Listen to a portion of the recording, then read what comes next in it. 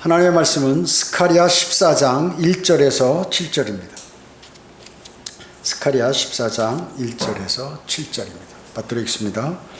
보라, 주의 날이 오나니 내 약탈물이 내 가운데에서 나누리라. 내가 모든 민족들을 모아 예루살렘을 대적하여 싸우게 하리라. 성읍은 함락되고 집들은 강탈당하며 여자들은 욕을 당하고 성읍의 절반이 사로잡혀 갈 것이나 백성의 나머지는 성읍에서 끊어지지 아니하리라. 그때 주께서 나가 그 민족들을 대적하여 싸우시리니 전쟁의 날에 싸우셨을 때처럼 하시리라. 그의 발이 그날에 예루살렘 앞 동편에 있는 올리브산 위에 서시리니 올리브산은 그 중간이 동쪽과 서쪽으로 갈라져 매우 큰 골짜기가 생길 것이며 산의 절반은 북쪽으로 산의 절반은 남쪽으로 옮겨지리라. 너희는 산들의 골짜기로 도망하리니 이는 산들의 골짜기가 아살까지 미칠 것임이라. 정녕 너희가 도망하리니 마치 유다의 우시야 왕의 시대에 너희가 지진 앞에서 도망했던 것과 같으리라. 주 너의 하나님께서 오시리니 모든 성도들이 주와 함께 하리이다. 그날에는 빛이 명료하지 아니하고 어둡지도 아니하리라. 그러나 주께서 알려진 한 날이 있으리니 낮도 아니요 밤도 아니나 저녁 무렵에 빛이 있게 되리라. 이렇게 말씀하고 있습니다. 오늘 이 말씀을 가지고 주님께서 곧 오신다, 주님께서 곧 오신다라는 제목으로 말씀을 드리겠습니다. 본문은 아마겟돈 전쟁과 주님의 재림의 내용이죠. 유행군 이역이 이스라엘을 공격하라고 지금 진격합니다. 그때 주님께서 재림하시면서 흰말을 타시고 머리에는 많은 왕관을 쓰시고 그분의 하얀 옷은 피에 적신 하얀 옷을 입으셨죠. 그리고 하늘에 있는 군대들, 즉 성도들과 함께 세마포로 있고 하늘의 군대들이 세마포로 있고 흰말을 타고 역시 주님을 따라 이렇게 진격을 하게 되는 것입니다. 전쟁으로 해서 진격을 하는 거죠. 내려와서 하늘로부터 지금 내려오는 것입니다. 셋째 하늘로부터 우주를 통과해서 내려오는 것이죠. 그분의 입에서는 예리한 칼이 나와서 그것으로 민족들을 치시고 철창으로 이제 다스리시게 되는 것입니다. 그래서 하나님의 맹렬한 진노의 포도즙 틀을 주님께서 밟으실 거라고 그래요. 여러분 포도즙 틀 아시죠?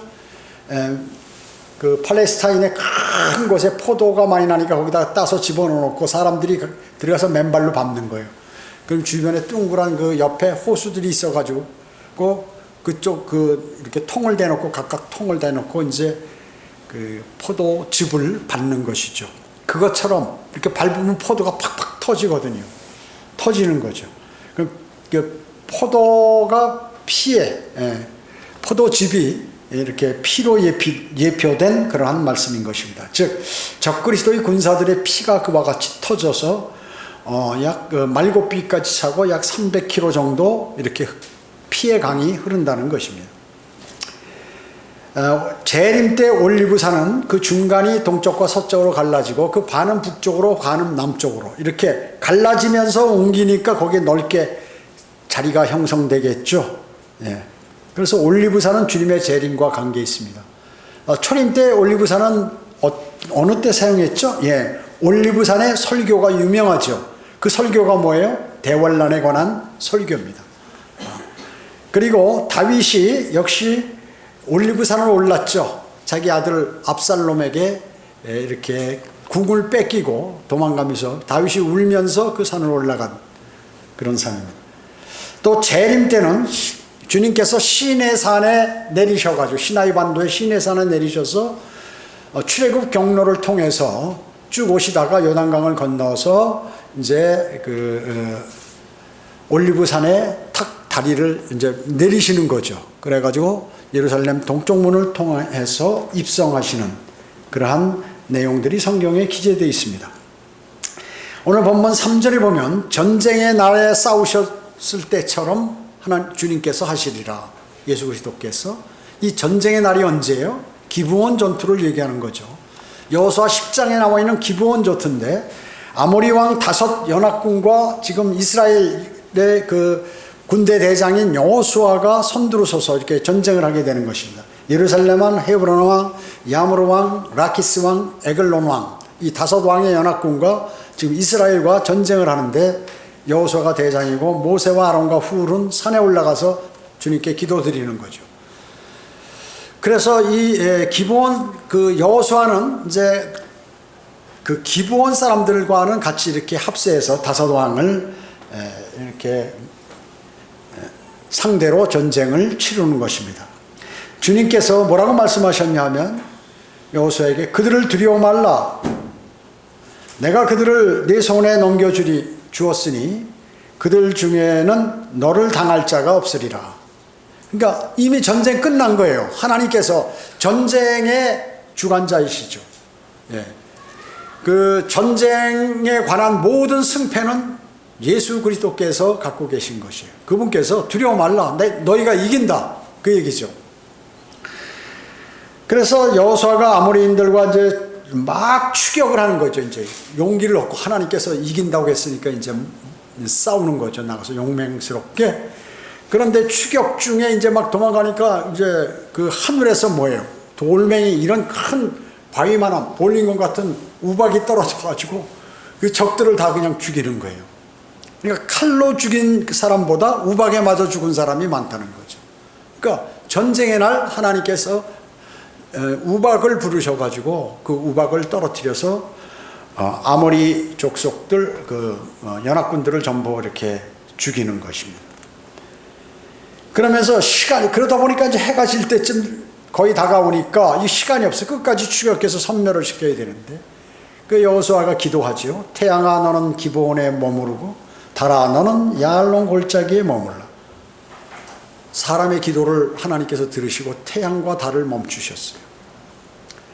자, 이 태양을 멈추고 달을 머물게 했다고 그러니까 이 지구가 평평하다고 주장하는 사람들이 태양이 이렇게 움직이는데 봐라 멈추게 했지 않냐? 태양이 움직이지 않냐? 이렇게 얘기하는 것이에요. 우리가 여기서 느낄 때 어떻게 태양이 움직이고 있는 것, 해가 떠서 지는 것 같이 느껴지잖아요. 지구가 쭉 이렇게 공전하고 자전하고 공전하는데 그렇게 느껴지는 거거든요. 그래서 그렇게 우리에게 말씀하니까 우리 위주로 하나님께서 기록해 놓으셨는데 봐라 해가 뜨고 지고 성경에서도 그 다음에 해가 떠오르다가 머물러라니까 머물렀다 그죠. 해가 움직인다 지구는 가만히 있고 이렇게 그 지구가 평평하다는 사람들이 주장을 할까 이 구절을 가지고요. 주님께서 이스라엘을 위해서 싸우셨다는 것이죠. 3절의 그 전쟁의 날 주님께서 너희가 싸운 게 아니야. 내가 싸운 거지. 우박 떨어뜨리고 해와 달 멈추게 해서 물론 너희가 만약에 마지막에 이렇게 다 정리하라 하니까 한 것이지 내가 싸운 것이다. 전쟁의 날에 내가 싸울 때처럼 주님께서 재림하실 때 그와 같이 파죽지세로 유행군들을 그 적그리스도 군사들을 전부 몰살시키겠다 하는 것입니다. 아마겟돈 전쟁도 그럴 것이다 하는 기브온 전투는 그래서 재림의 예표인 것입니다. 여러분 인간은 하나님이 죄 없이 창조하셨죠. 그러나 그들에게 죄가 들어와서 타락함으로 인해서 영적 파멸을 갖고 오게 됐습니다. 그게 바로 죽음이에요. 죽음이라는 것이죠. 창세기 6장 5, 6절에 보면 하나님께서 사람의 사악함이 세상의 창대진과 그 마음의 생각이 모든 상상이 계속해서 악할 뿐임을 보시고 주께서 땅 위에 사람을 지으셨음을 후회하셨으니 그 일이 그의 마음을 비통케 하였더라. 주님이 비통한 거. 내가 사람 괜히 지었다 이것들. 죄 짓는 인간들을 괜히 만들어가지고 말이죠. 그러니까 주님이 어때요? 슬퍼하시죠? 진노하시죠? 화내시죠? 주님께서 그렇게 하시는 것이에요. 왜 그렇습니까? 창세기 6장 1절에서 4절에 보면 이 하나님의 아들들 즉 천사들이 땅에 내려와서 여자들 사람의 딸들을 아내로 취함으로 인해서 그들이 거인들을 낳았죠. 그럼 그와 동시에 동성애 그 다음에 수간 이런 것들이 창궐하게 된 것이죠. 하나님께서는 사람과 짐승과 기는 것과 공중의 새를 지면에서 멸망시키려고 이제 그때 결심하신 것이 동물들도 죄를 지었기 때문에. 그러나 노아는 주님의 은혜를 찾고 의인이요 그 당대의 완전한 사람이었으며 하나님과 동행하였던 사람이었죠. 그렇기 때문에 그를 통하여 구원을 이루셨던 것입니다. 방주에 들어간 그 노아 가족 8 식구만 구원을 받게 되죠. 예수님께서도 예언하시기를 노아의 날에 일어났던 것 같이 인자의 날에도 그러하리라. 노아가 방주에 들어가던 날까지 그들은 먹고 마시고 장가가고 시집가고 했으나 홍수가 나서 그들을 다 진멸시켰느니라 라고 누가복음에서 17장에서 말씀하고 계세요. 인간들은 세상은 날마다 좋아질 것이다 이렇게 생각하고 있고 주장합니다. 그러나 성경은 반대로 주장하죠. 기독교계는 더욱더 팽창되고 온 세상에 전파해서 아름답고 평화로운 세상을 우리가 만들 것이다 라고 세상은 얘기합니다. 그러나 성경은 세상은 멸망할 것이다 라고 얘기하고 있는 것입니다. 다 불타 없어질 것이다. 의의 전파자 노아가 120년 동안 외쳐도 노아 가족 8명만 구원을 받았어요. 그러니까 여러분은 지금 그래도 많이 구원받는 것입니다. 노아 때 인구가 엄청 많았어요. 옛날이니까 몇천 년 전이니까 인구가 적게 아니에요. 그때 엄청 많았다 그거죠. 엄청 대단히 많았어요. 그런데 그 많은 사람들 가운데 8명만 구원을 받았어요. 지금은 그래도 많이 구원받는 거죠. 우리는 매일 신문이나 TV가 범죄와 범행으로 가득 찬 것을 볼 수가 있어요. 사람들은 하나님의 말씀을 믿지 않죠. 거리 설교하고 복음을 전하면서 외쳐도 대부분 사람들은 외면하고 비웃기도 하고 무관심합니다. 마치 노아의 때와 같다는 것입니다. 그 후에도 창세기 18장 20절 21절에서 또 주께서 말씀하시기를 소돔과 고모라의 부르짖음이 크고 그들의 죄가 매우 중함으로 내가 이제 내려가서 그들의 행한 모든 것이 과연 내게 이른 그 부르짖음대로인지 내가 알아보리라 하고 말씀하셨습니다. 그래가지고 직접 주님께서 내려오셨어요. 이 땅에 죄천사 천사들 3사람이 아브라함을 방문했죠. 그 중에 2사람이 이 소돔과 고모라 소돔성으로 들어갔다 그 얘기죠. 소돔성 밖에 그러니까 주의 천사가 나타난 거죠. 주님의 현현이에요. 주님의 현현. 소돔성 밖에는 성별된 아브라함이 하나님과 교제하고 있었고 소돔 안에는 하나님과 교제가 없는 롯이 거기 있었습니다. 롯은 어땠어요? 롯은 재산과 명예와 자부심에 관심이 많은 그러한 세속화된 그리스도인의 예표예요. 주님께서는 누가복음 17장 28, 29절에서 그것은 또한 롯의 날에 일어났던 것과 마찬가지라. 그들은 먹고 마시고 사고 팔고 심고 건축하였으나 롯이 소돔에서 나가는 날 하늘에서 불과 유황이 비오듯 하여 그들 모두를 진멸시켰느니라 고 이렇게 말씀하셨습니다. 어느 시대건 적은 수의 사람들만 하나님과 동행하게 되는 거예요. 믿음의 선진들은 그렇기 때문에 항상 외로운 길을 걸었습니다. 인자가 올 때 그가 세상에서 믿음을 찾아볼 수 있겠느냐라고 누가복음 18장 8절에서 말씀하고 계시죠. 그것처럼 소수의 성경대로 믿는 사람들이 그 믿음을 이어가고 있는 것입니다. 그렇기 때문에 여러분은 진리의 수호자들입니다. 여러분은 지금 그런데 어디 있습니까, 여러분? 혹시 여러분들이 소돔성 안에 있는 것 아닙니까? 우리는 주님께서 오시기를 고대하며 살아가고 있는 것이에요. 자, 그러면 첫 번째, 주님께서 다시 오실 때 세상은 어떤 상황이겠습니까? 많은 기독교인들은 주님께서 오시기 전에 영적 대각성이 일어난다고 말하고 있어요. 순 거짓말입니다. 비성경적인 내용이에요. 그러나 주님께서는 정반대로 말씀하셨죠. 타락해버린 세상에서 적은 사람들의 고독한 외침이 있을 거라고 이렇게 말씀하고 계시는 것입니다. 죄악이 만연한 세상에도 노아의 믿음은 굳건했죠. 그 많은 사람들이 다 죄악으로 가득 차도 노아는 안 그랬다 그러죠. 성경은 뭐라고 말씀하셨습니까? 믿음으로 노아는 아직 보지 못한 일들에 대해 하나님의 경고하심을 받고 두려움으로 행하여 방주를 예비함으로써 자기 집안을 구원하였으니 그것을 통하여 세상을 정죄하고 믿음에 의의 상속자가 되었느니라. 이렇게 성경은 말씀하고 있습니다. 아직 보지도 못한 일, 이루어지지도 않은 일, 즉 하나님께 대한 믿음을 확고하게 갖고 있었다 그 얘기죠. 여러분들도 하나님께서 성경에 하시는 그 예언의 말씀을 노아와 같이 확고하게 믿어야 하는 것입니다. 그는 은혜를 얻기 위해서 하나님과 가까이 동행함으로 그러한 믿음을 더욱더 소유할 수 있게 된 것이죠.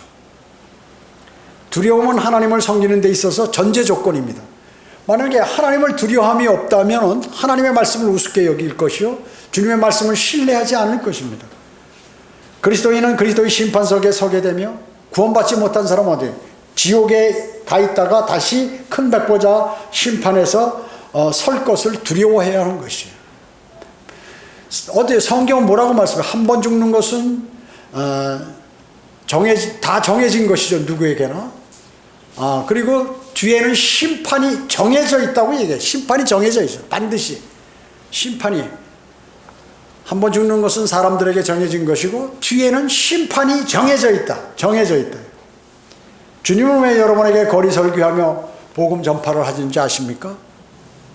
두 가지가 있어요. 그것은 많은 사람들이 구원받도록 하는 게 첫째고, 두 번째는 뭐냐면 구원받지 못한 사람은 여러분이 설교하고 복음 전할 때 이제 큰 백보자 심판에서 그 증거로 내세우기 위해서 그런 것이죠. 자, 나 그 장면을 착 보여주면서 전도지 들고 성경 들고 누가 복음 전하는 거, 아무아무게 청주 성경 침례교회 아무아무게가 몇 날 몇 월 며칠 어디에서 저 지하상가 앞에서 너에게 복음 전할 때 너 거부하고 전도지 찢어버리고 갔지. 그 장면을 그대로 보여주는 거예요. 근거로 삼기 위해서, 심판의 근거가 하시기 위해서 그런 거예요. 여러분 재판하려면 근거가 있어야 될 거 아니에요. 만약에 그 죄인이 제가 언제 그랬습니까? 그러면 뭘 보여야지. 그러니까 하나님께서 그래? 그러면 이제 이 공중에 우주 공간에서 탁 어마어마한 멀티 스크린을 쫙 보이면서 봐라 저게 너 아니야? 꼼짝 못해요. 꼼짝 못하는 것입니다. 하나님께서는 죄 많은 세상을 아낌없이 버리시는 것이에요. 왜 아깝다 그러지 않으세요? 버리면 확 버리시지. 우주가 죄악으로 가득 차니까 우주를 온 말아버리듯이 그냥 확 멸망시켜 버리시는 것이죠.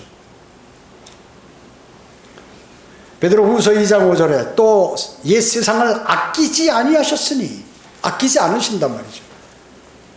여덟 번째 사람인 의의 전파자 노아는 구원하시고 경건치 않은 자들의 세상에 홍수를 내리셨느니라고 말씀하셨어요. 왜 여덟 번째 사람이라고?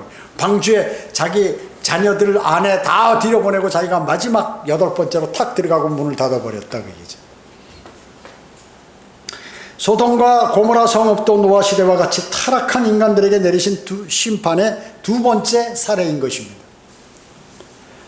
성경은 또 소돔과 고모라 성읍을 무너뜨림으로 정죄하여 죄가 되게 하셔서 후세에 경건치 않게 살 자들에게 본으로 삼으셨으며 또 사악한 자들의 음란한 행실로 인하여 고통당하는 의로운 롯을 건져내셨으니 라고 말씀하셨어요. 베드로후서 2장 6, 7절에서 말씀하고 계세요.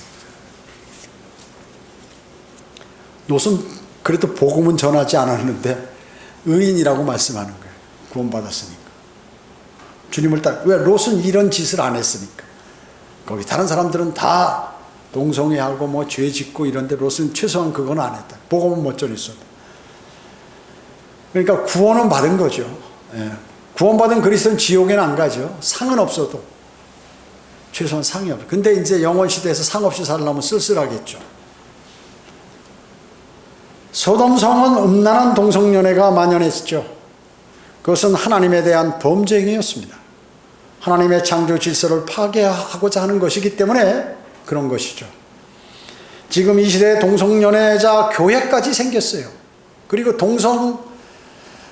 결혼을 합법화했다 그 얘기죠. 우리나라도 이제 곧 합법화가 될 거예요 아마.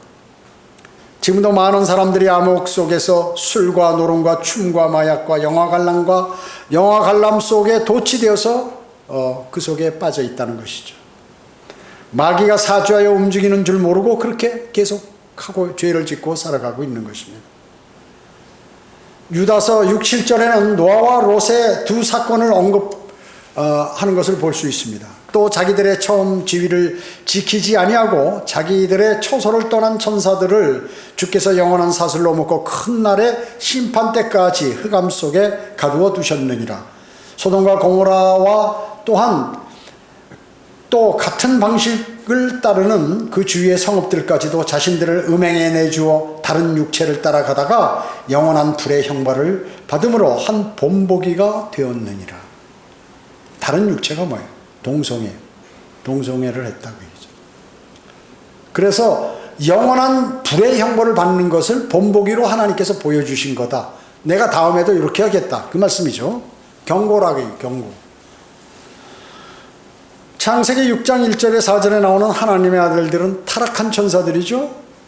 그들이 사람의 딸들의 아름다운 것을 보고 아내로 삼았죠. 그들이 낳은 자식들은 거인들이었습니다. 그러한 분위기로 많은 사람들이 음행과 사악함에 가득 차니 하나님께서 사람을 지으신 것을 후회하신 것이에요. 그리고 물로 심판하시려고 그 노아의 홍수를 시작하신 것이에요. 노아 홍수의 원인이 뭐예요? 바로 이 타락한 천사들의 음란한 행동들, 이런 것들 때문에 그렇게 되어버렸다 그 얘기죠. 소돔과 고모라 성읍들도 동성연애와 음행으로 도시 전체를 하나님께서 불과 유황으로 덮어버리셨다는 거예요. 죄 많은 무리들은 심판하기 전까지 죄 많은 그 죄인들을 심판하시기 전까지 노아를 이제 첫 번째 구원하시고, 다시 이제 그 죄들이 충만하자 롯을 두 번째로 구원하심으로 구원의 사례를 삼으신 것이에요. 이와 같이 이런 사람들은 내가 구원하겠다. 하나님의 말씀에 순종하는 사람, 주 예수 그리스도의 은혜의 복음에 순종하는 사람을 내가 구원하시겠다. 그 말씀인 거죠. 예수님께서는 마태복음 24장 25장 그리고 누가복음 17장 21장 마가복음 13장에서 대환란과 재림에 관해서 설교하셨습니다. 노아의 날들과 같이 또 롯의 날들에 일어났던 것과 마찬가지라라고 누가복음 17장 28절에서 말씀한 것이, 앞으로 일어날 일들이 있는데 노아의 날들과 롯의 날들과 같이 그렇게 된다 하는 것을 명확하게 말씀하셨다고 얘기죠. 즉 주님께서 오실 때쯤 되면 노아와 롯이 시대와 같은 일들이 재현될 것이다 라고 말씀하신 것이에요. 그분이 한번 말씀하시면 그대로 시행이다 하는 것이죠. 주님께서 오실 때 많은 사람들이 디스코텍에서 발견되겠죠. 또 극장이라서 발견되는 사람도 있고, 술집에서, 노름판에서, 뭐 이렇게 음란한 장소에서 발견될 것이 수많은 사람들. 그리스도인은 긴장하고 그러기 때문에 깨어 있어야 합니다. 복음을 전한다, 여러분들이 정말 복음을 전한다든지 주님께 경배드리는 장소에서 또 진리를 전파하고 또 주님과 교제하는 그 시간에 들림받으면 얼마나 좋겠냐 그 얘기죠. 또 헌신하다가 다시 오시는 주님을 발견하게 된다 해야 할 것이죠. 나는 지금 어디에 있는가 여러분 그래서 생각해 봐야 합니다. 여러분이 그리스도인이 있을 장소를 골라가면서 잘 있어야 되는 것입니다.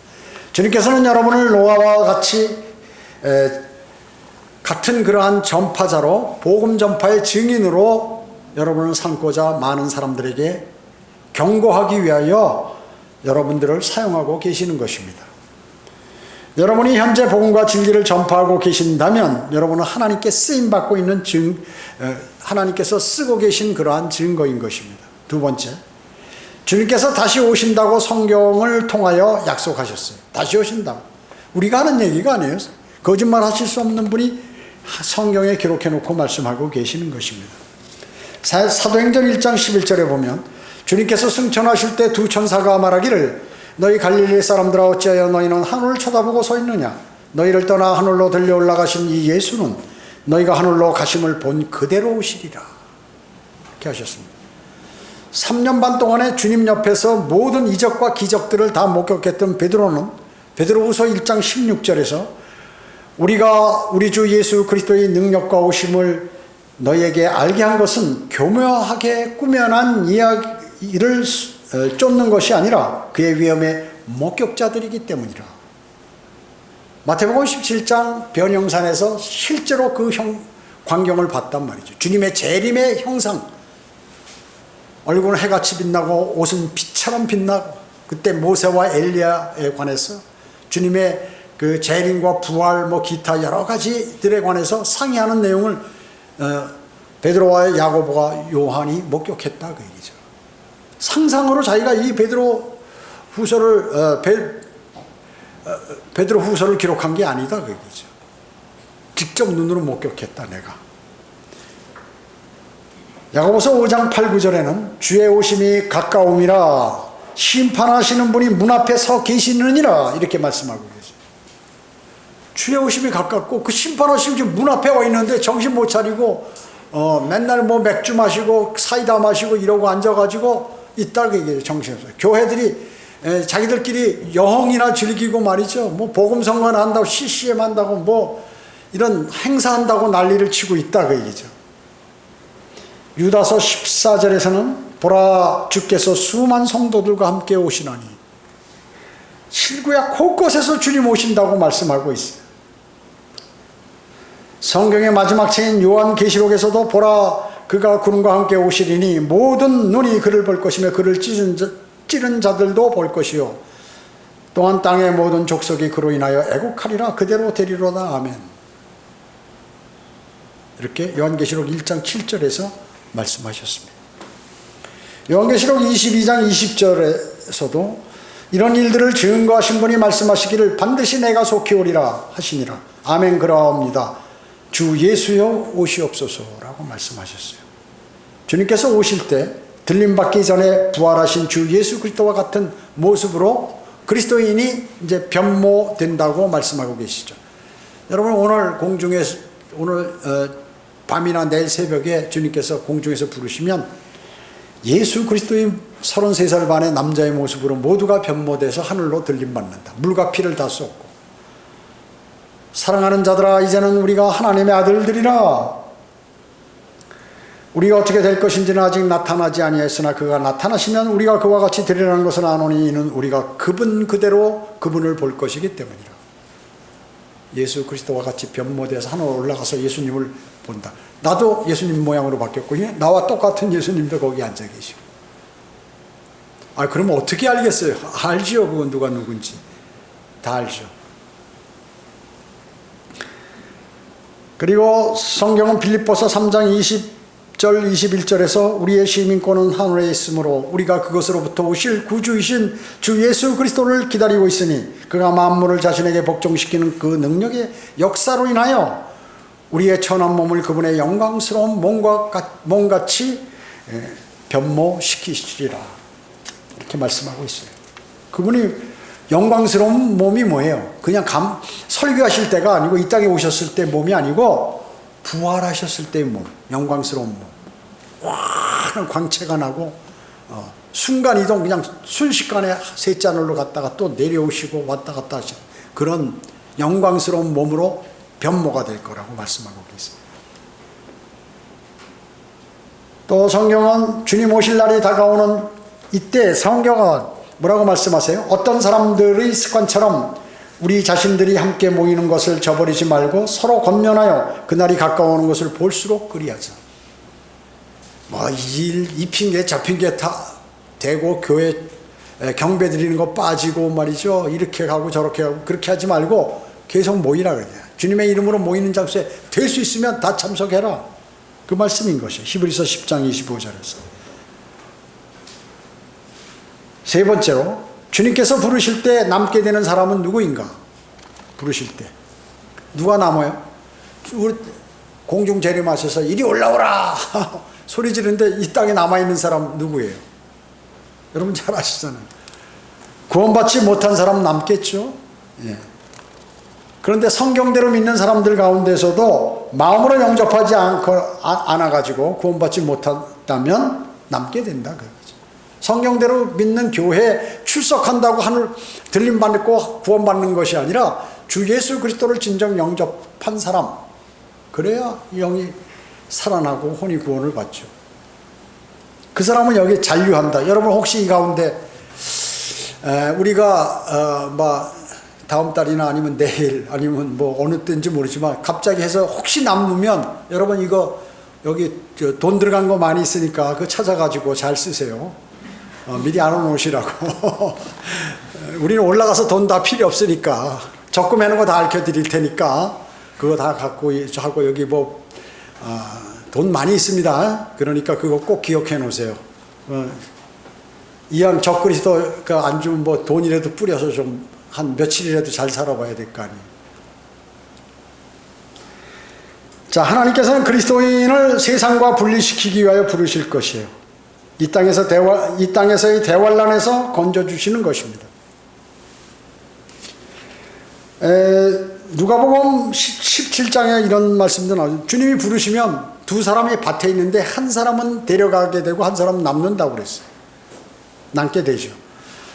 또 두 여인이 맷돌을 갈다가 한 사람은 데려가게 되고 한 사람은 남게 됩니다.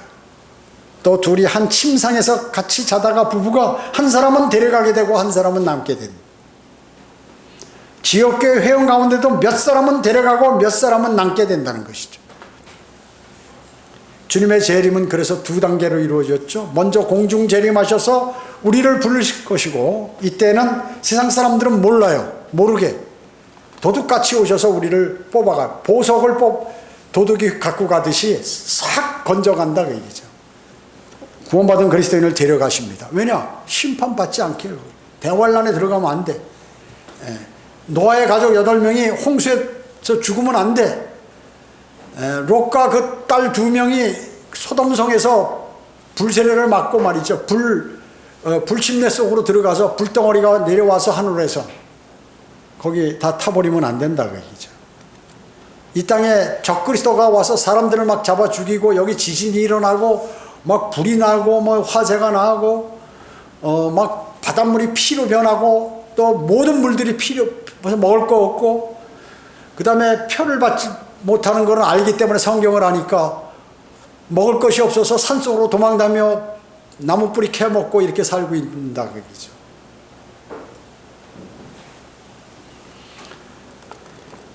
그 다음에 이제 두 번째로 지상에 재림하셔서 대환란이 끝날 무렵 지상에 재림하시는데 그때는 모든 눈이 재림하시는 그분을 보는 것이에요. 공포에 떠는 거예요. 전 세계가.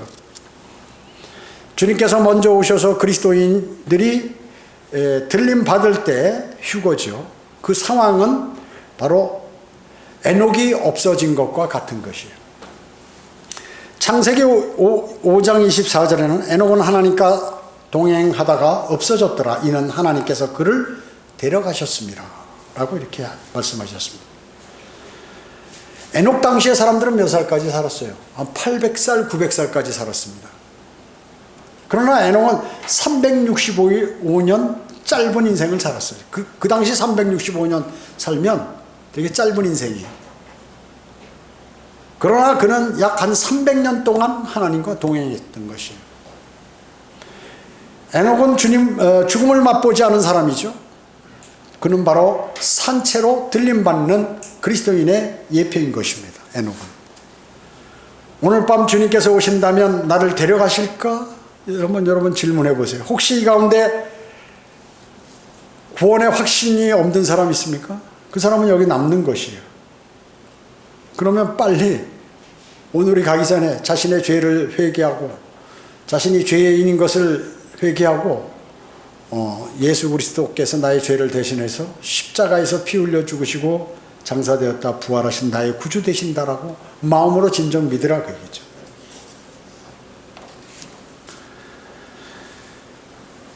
자, 돈, 건강, 안락함만 추구하다가 어느 날 갑자기 주님께서 오셔서 결산하자고 그래요. 여러분에게, 그리스도인에게. 야, 이제 너 그동안 내가 돈을 벌려고 했는데 얼마나 잘 장사했나 한번 계산해보자. 회개하는 거죠. 회개. 죄를 회개하는 게 아니라 계산하는 회개. 주님께서 여러분의 그럼 여러분은 주님 앞에 뭘 내놓으실 것이에요? 성경대로 믿는 사람들은 주님의 다시 오심을 목놓아 기다리는 사람이라고 그랬죠. 구원받았는데도 주님을 기다리지 않는다면 주님을 기다리도록 환경을 유도하세요. 여러분들이. 난 구원받았어. 또 성령대로 믿는 사람이야. 근데 난 매일 마음에 무슨 그게 잘 믿어지지도 않고 또 주님 오시기를 그렇게 고대하지도 않으면 이제 그렇게 기다리도록 환경을 바꿔버리신다. 고난을 준다든지 고난과 물속에다 팍 쓰면 나 살려주세요 그러면 싹 꺼내가지고 또 했다 여번에 불속에다 뜨거워 나 죽어요 그러면 그래 알았어 살려줄게 이래 놓으면 이제 아 주님 말씀이 맞는구나 주님 어서 오십시오 이 말이 나온다 그 얘기죠. 그렇게 하기 전에 빨리 주님을 고대하셔야 돼. 여러분은 주님 오실 날 고대하고 계세요? 주님 오시기를 간절히 고대하는 사람에게 무엇을 주신다고요? 의의 면류관을 주신다고 말씀하셨어요. 우리는 하늘의 소망을 들고 살고 있죠. 오늘 주님께서 부르시면 결산할 일을 걱정해야지 엉뚱한 다른 것에 초점을 맞춘다면 어리석은 사람인 것이죠. 이러한 믿음의 핵심을 갖고 계신 그러한 성도들이 되어야 된다는 것이에요. 그래서 주님께 영광을 돌리는 삶으로 여러분은 변모되셔야 합니다. 그게 안 되면 손해나. 여러분 저를 원망하지 마세요. 저는 이거 여러분 얼마나 반복해서 들으셨어요. 반복도 이 방면에서 계속해서 여러분에게 주님 오신다. 그 다음에 여러분들이 이제 이 세상을 바라보지 말고 위를 바라보고 살아라. 우리의 본향은 하늘나라다. 계속해서 하신 거예요. 성경을 묵상해야 된다. 공부해야 된다. 주님과 교제해야 된다. 제가 만약에 안 했다면 제 책임이에요. 그거는. 근데 저는 그 책임을 저도 면해야겠어요. 왜냐하면 주님께서 맡긴 직책이 있으니까. 그래서 하는 거예요. 실제 그렇기도 하고 바라기도 하고 그것을 하는 것이죠. 저는 주님의 말씀을 믿기 때문에 반복하는 거예요. 왜냐 혹시 모르니까 또 바빠서 잊어버리고 또 세상에 어려움이 오면 그거 잊어버려 인간이라는 게. 그렇기 때문에 절대로 여러분 나중에 이 가운데 혹시나 한두 사람 지옥에 가서 또 나머지는 그리스도의 심판상 가서 저를 원망하지 마시라고 얘기해요. 저 분명히 얘기했습니다. 이 전부 있는 데서 제가. 이 증인들이에요. 전부 여기. 증인들입니다. 한 사람만 들었으면 모르는데 전부 들었으니까 누가 거짓말해도 소용없어요. 주님 앞에 서가지고 우리 목사 그 사람 말이에요. 주님 오신다는 얘기하는 거 세상에서 즐겁게 잘 놀아라 하고 말이죠. 복 받아라. 이런 얘기만 매일 했습니다. 증거가 있어요. 여러분이 증인이에요. 전부 증인이에요. 그 다른 사람한테 주님 진짜 그랬나? 저는 몰라요. 주님은 다 아시지만 여러분들이 어떤 삶을 사는지를. 그리스도인은 그리스도인답게 살아야죠. 그죠? 그래서 주님이 좋아하시죠. 여러분 누구한테 인정을 받아야 되는 것이에요. 없는 것을 있는 것처럼 부르시고 우주를 창조하시고 세상의 모든 것을 다 만드시고 갖고 계시고 조종하시고 운행하시고 그분이 너무 커서 그런가? 공기의 고마움을 모르듯이 눈에 보이지 않고 너무나 흔하니까. 여러분 높은 산에 올라가 보세요. 질식해서 죽잖아요. 산소 마스크 속 깊은 물속에 들어가 보세요. 공기 없으면 사람 즉사하는 거예요. 몇 분 짧게는 몇 초 길게는 몇 분 지나면 다 죽어버려요. 너무나 흔하니까 사람들이 이 공기의 중요성을 모르죠.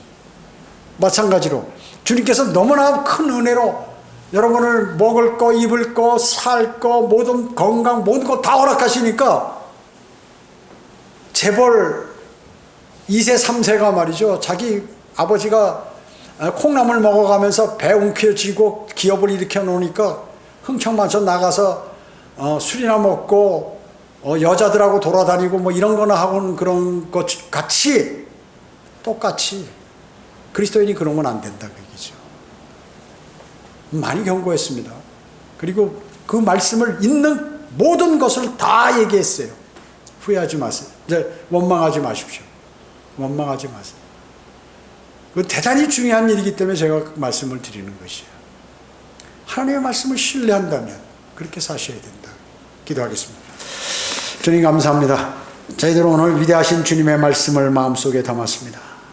이제 저희들은 좀 마음을 바꿔 주님의 위대하심을 인정해야 합니다. 그리고 주님의 모든 말씀을 신뢰해야 합니다. 또 오실 주님을 고대해야 합니다. 우리의 잘못된 죄들을 자백해야 합니다. 그리고 주님의 인도하심을 받아야 합니다. 이것이 가장 성공적인 삶이요, 훌륭한 삶이요, 현명한 사람이라는 것을 주님께서 저희에게 알려주셨습니다. 주님의 말씀을 저희는 믿는 사람들입니다. 그래서 성경대로 믿는 사람들이라고 호칭이 생겨났습니다. 주님, 저희의 마음을 온전히 주님 말씀에 이렇게 집중해서 그 말씀을 신뢰하고 그대로 살아갈 수 있도록 주님 자비를 베풀어 주시기 원합니다. 은혜에 감사드리오며 주 예수 그리스도의 이름으로 기도드립니다. 아멘.